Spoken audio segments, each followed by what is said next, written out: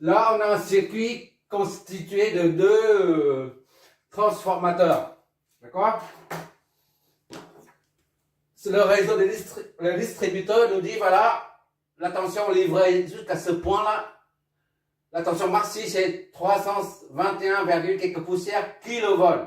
Voilà le crête, d'accord? C'est les amplitudes, plus ou moins 321,026 kV. On ne dit pas, c'est le déphasage, la phase, c'est combien on ne dit pas, d'accord? Et on nous demande, vu il y a une puissance, le distributeur a remarqué, il y a une puissance réactive qui se propage dans le réseau. Donc, le distributeur nous dit, voilà, il faut nous donner le facteur de puissance à ce niveau-là. D'accord?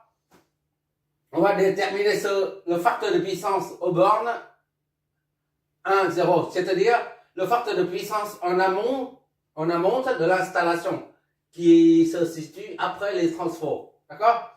Et pour ce faire, on vient mesurer. On a relevé aux bornes de la charge Z1 là, c'est IS1, c'est 433 ampères efficaces avec un facteur de puissance de 0,8 en retard. D'accord? Et la tension aux bornes de la charge, c'est de 123 kV ampères efficaces. On fait le même boulot, la même chose avec le deuxième secteur, deuxième charge. Là, ça peut être, il y a beaucoup d'habitations et tout. Et on a 810 ampères efficaces avec un facteur en avance, 0,1 en avance. D'accord? Et la tension au niveau de la sortie du secondaire, là, du transformateur T1, c'est de 18 kVA efficace. Maintenant, il faut, en se basant sur tout ça là, on doit en déduire le facteur de puissance qui est en amont de tout ça. C'est-à-dire à ce niveau, d'ici à là. D'accord? Ce n'est pas le facteur de puissance d'un seul transformateur. C'est de l'ensemble de deux transformateurs. C'est la raison pour laquelle on a mis FP somme. Epsilon en majuscule. D'accord? On y va.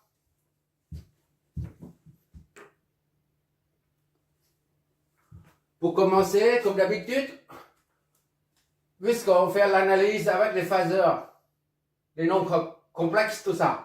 Donc, on convertit tout ça en amplitude. D'accord? Ça, on a déjà en amplitude. D'accord? Tandis que ça, il faut les convertir en amplitude. Donc, ça, c'est 122 fois racine de 2. On met plus fois racine de 2, tout court. D'accord? Oui, le multiplier. Bon, VS1, c'est kilovolt efficace 123 racine de 2. 123 racine de 2 kilovolts. D'accord? Et ça, c'est 18 racine de 2 kilovolts. Valeur maxi. 18 racine de 2. D'accord? Kilovolts. D'accord? Et IS1, c'est, on met ça ici là pour retenir, IS1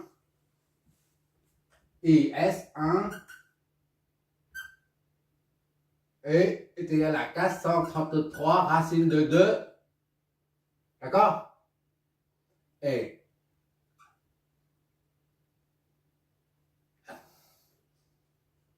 FP1 est égal à 0,8 retard. D'accord? Quand on dit en retard, le facteur de puissance qui est en retard ou en avance, ça signifie que c'est le courant qui est en retard par rapport à la tension.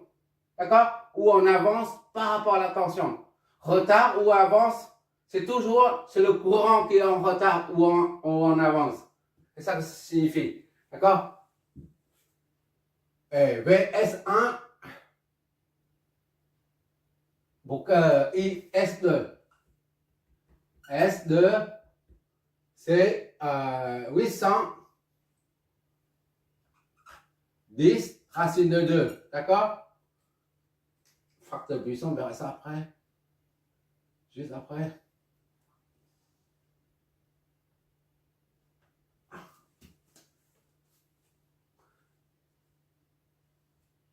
Bon.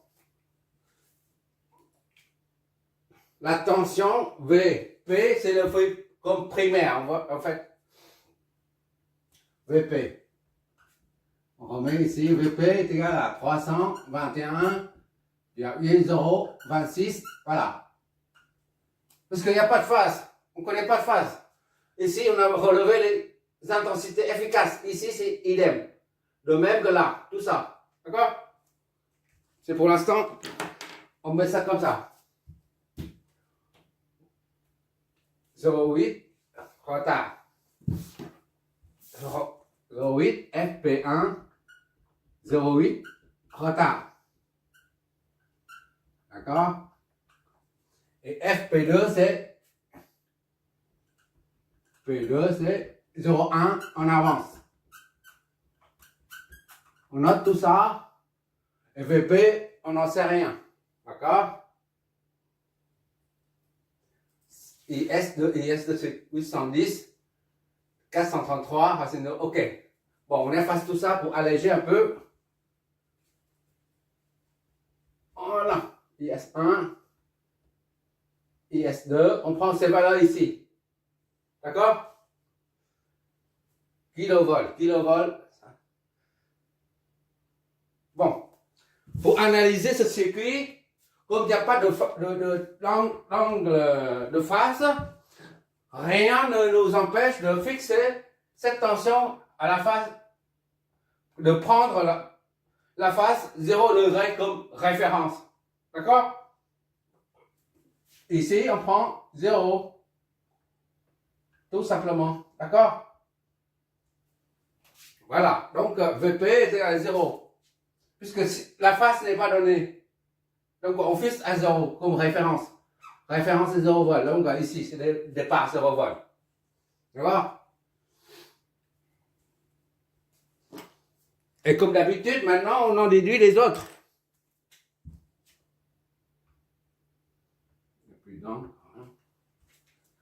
Pour en déduire les autres phases, on doit supposer un courant.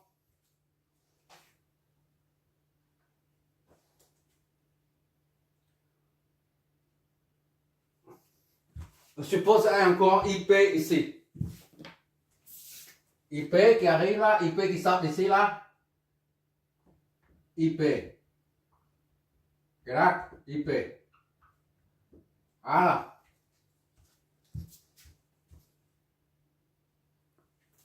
On continue avec ça, puisque ça c'est inconnu là, pour l'instant, d'accord? T1 c'est pour le premier transfort, T2 c'est le deuxième. Le rapport de transformation du premier transformateur c'est N1, celui du deuxième c'est N2, d'accord?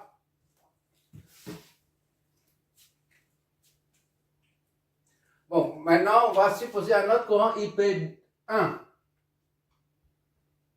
1 c'est pour le premier primaire, d'accord? Et IP2 pour ici. P c'est primaire, d'accord? Pour le primaire. S pour secondaire. Ça c'est I P2. D'accord? Pour le 2, c'est pour l'indice 2, c'est pour le deuxième transfert.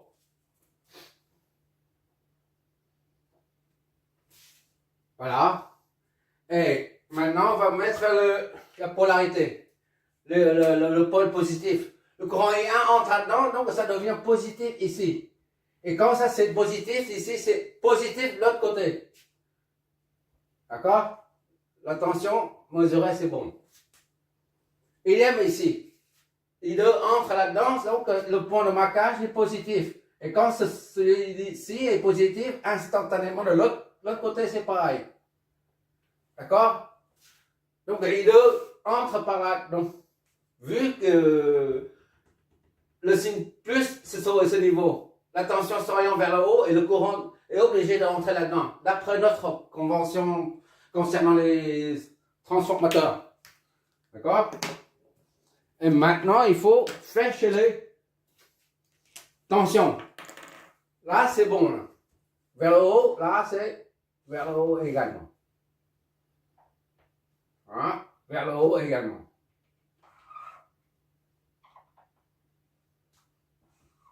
D'accord? Et puisque ici, là, la masse, ici, c'est le même point. C'est-à-dire, ici, on peut relier par un câble. C'est le même potentiel. D'accord? Ici, c'est 0. Ici, c'est idem. 0 là. Autrement dit, la tension, le potentiel ici est le même que celui-là. Le potentiel à ce point est le même que celui-là. D'accord?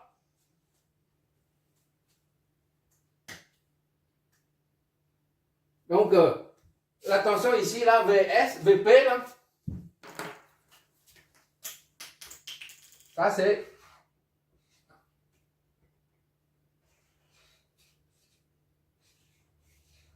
VP. D'accord? C'est cette tension-là. VP ici, là. C'est de la Terre jusqu'à ce point. D'accord? C'est comme si celui-là, de la Terre jusqu'au point, le même point. Donc, cette tension et celle-là, c'est pareil. D'accord? VP se trouve ici, là. VP, là. Idem pour celui-là. Ce point-là, c'est ce point-là. D'accord? Ce point-là et ce point-là. Donc, c'est ce vecteur-là qu'on retrouve ici. VP, ici, là.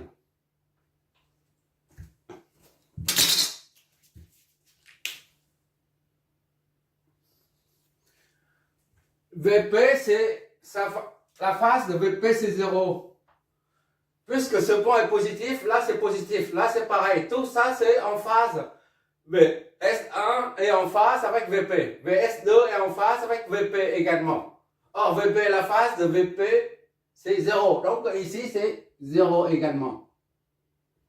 D'accord? On en déduit petit à petit. Voilà, 0. Et vu que ça c'est une charge et que le courant entre par le pôle positif, ça signifie que la tension aux bornes de la charge Z1 c'est vers le bas. D'accord? VZ1. Et VZ2 c'est ici. Bon, je prends une autre couleur parce que c'est pas bon de continuer avec ça. Ça c'est pas bon. On voit rien du tout. J'ai plus d'encre. On va utiliser ça. Le vert.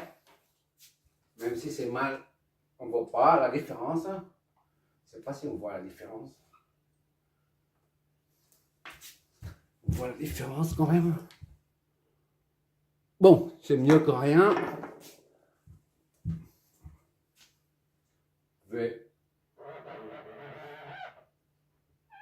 On va utiliser le vert, d'accord? À la place du rouge, parce que j'ai plus d'encre, plus le crayon rouge. Voilà. Je suis désolé. VP. Voilà. VP. C'est la misère. C'est la misère. Oh là là, quelle misère. VP. Voilà. VP. Voilà. VP. Je vais remplacer tout ce qui est rouge par le vert. D'accord? VZ1. VZ2. Regarde. VS1. VS1. VS2. 2. On laisse.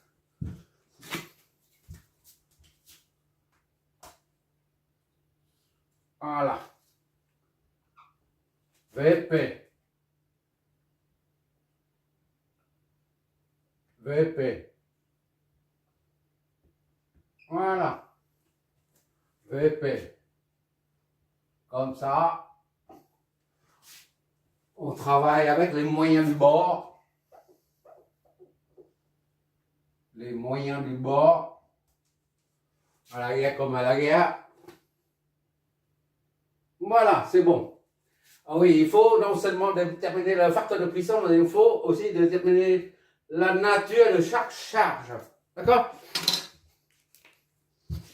On y va. J'ai remplacé toutes les couleurs rouges par la couleur, tout ce qui est rouge en vert, par la couleur verte. C'est pas terrible, mais c'est mieux qu'en rien. C'est la misère, si tu veux que je le dise. Bon, là, on vient de dire, c'est VS1 et VS2 sont en phase avec VP. De l'autre côté, au primaire. Or, VP se représente ici, là. C'est VP, c'est zéro phase. Donc, on a 0, 0. D'accord? Donc, VS1, VS2 et VP sont en phase. Mais les courants, par contre, on ne sait pas du tout. D'accord? Tout ce qu'on sait, que le courant IP1 entre là-dedans. Donc, l'orientation de la flèche de tension pointe se fait vers le haut. D'accord? Idem ici. IS1 entre là-dedans, vers le haut. Identique ici et là. On connaît que la phase des tensions, mais pas des courants. Mais on verra ça, on va en déduire. D'accord? Les phases des courants. Là, pour l'instant, c'est inconnu, là. Phi 1. Ça, c'est Phi 1. Ça, c'est Phi 2. Phi S1. Phi S2. Voilà, pour être clair. D'accord? Bon, on va analyser maintenant. J'espère que tu vois bien avec la couleur verte, parce que là, désolé.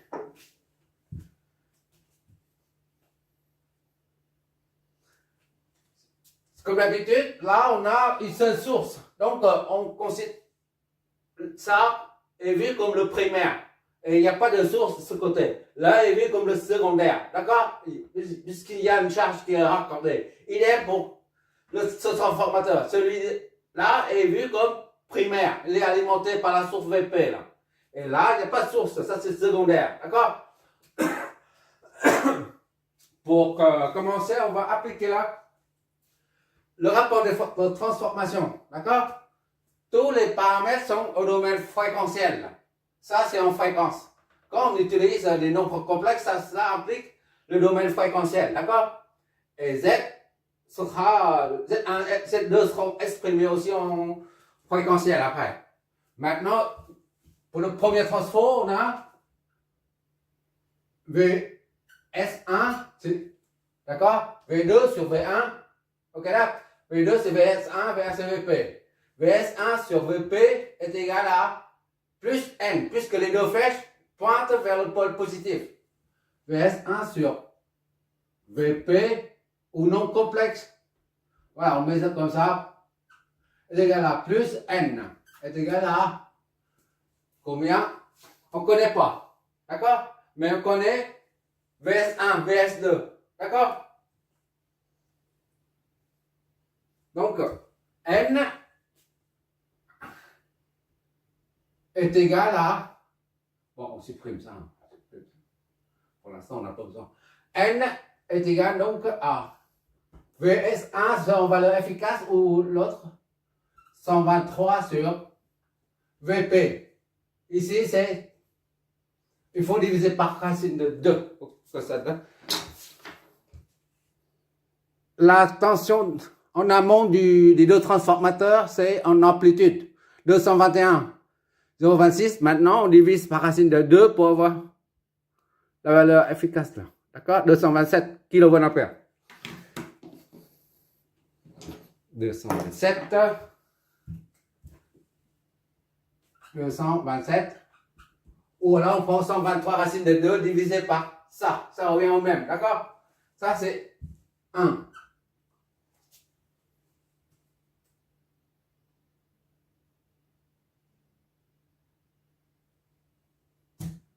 IP1 sur IS, 1. I1 sur I2 est égal à moins N. Les deux courants qui entrent dans les points de marquage. I1 correspond à ça. I2 correspond à ça. puisque les deux courants entrent tous deux en même temps dans le point marquage, et 1 sur I2 est égal à moins N. D'accord? I1 c'est IP1 sur I2 c'est IS1 est égal à moins N. D'accord?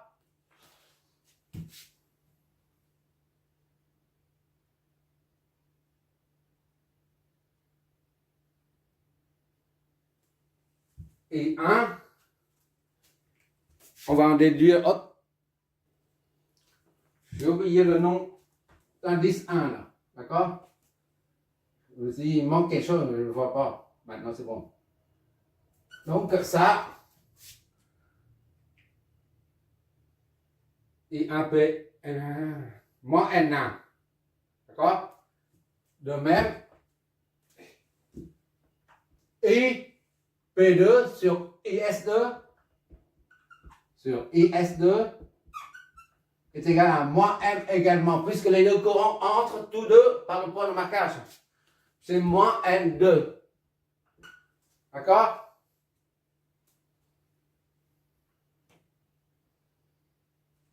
Là, c'est N1. Et VS2 sur VP est égal à plus N2. D'accord?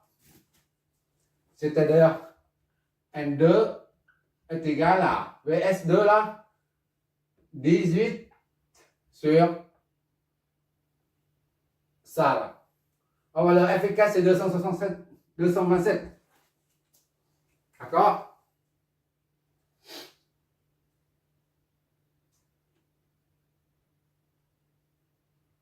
VS1 sur VP c'est égal à N1.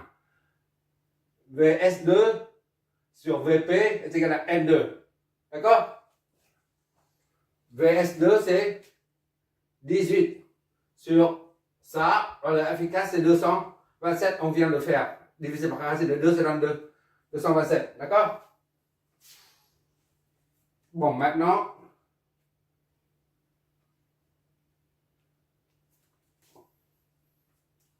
on remplace là-dedans là. N1, N2, on injecte là-dedans. Pour trouver les courants. On va trouver IP1 et IP2. IP1 est égal à moins N1 fois IS1. D'accord? Ici, là, ça donne ça. Est égal à moins N1, c'est ici. 123 sur 227 fois IS1. D'accord? De même, IP2 maintenant. IP2 là est égal à moins N2 fois IS2. D'accord? Moins N2. N2 c'est ça. 18 sur 227. D'accord? Fois IS2. Je m'éloigne pour mieux voir le truc là. On continue là, on remarque que IP est égal à IP1 plus IP2. D'accord? On additionne ces deux là pour avoir IP. D'accord? A, IP est égal à IP1 plus IP2. Ok là? Donc IP est égal à ça plus ça. Moins 123 sur 227, d'accord? Fois IS1. D'accord? Moins ça, IP2 c'est moins 18 sur 227 IS2. Notre but c'est de trouver le facteur de puissance en amont de cet ensemble, ainsi que les charges, d'accord? Bon, appelons ça par 1. Voilà.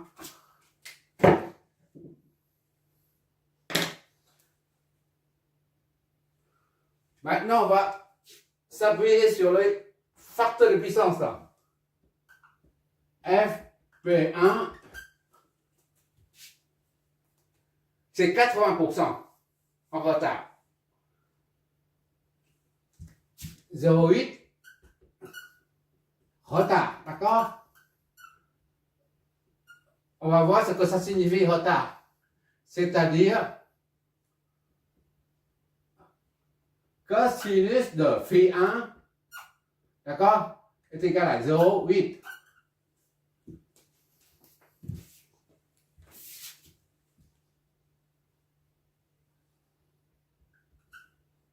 Phi 1 est égal à FB 1 est égal à 0,8. D'accord?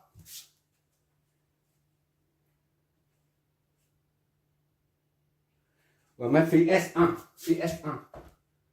Pour bien distinguer. Voilà. Donc, à cosinus de 0,8, ça nous donne phi S1. D'accord? Phi S1 et donc est égal à cosinus de 0,8. Oui. 36 degrés 87. D'accord? Bon, à cosinus, ça donne phi S1. C'est de la charge Z1. D'accord? 36,87 degrés. Puisque c'est en retard, qu'est-ce que ça signifie en fait? Pour un condensateur, le courant et la tension, V. Ça c'est en avance. Donc la tension c'est en avant. Et le courant en avant. Et la tension est en retard. Parce que la tension doit faire un angle de 90 degrés pour rattraper I. Donc, V est en retard. Pour une bobine, ce n'est qu'un rappel, d'accord? IL, V, C, voilà, IC. Là, le courant est en avant. Oui, le courant en avant, ça c'est le courant en retard. VC. Voilà. Tension est en avant. V, L. Et en avant. Et I, L en retard. I, L doit faire un angle 80. 90. D'accord? Si tu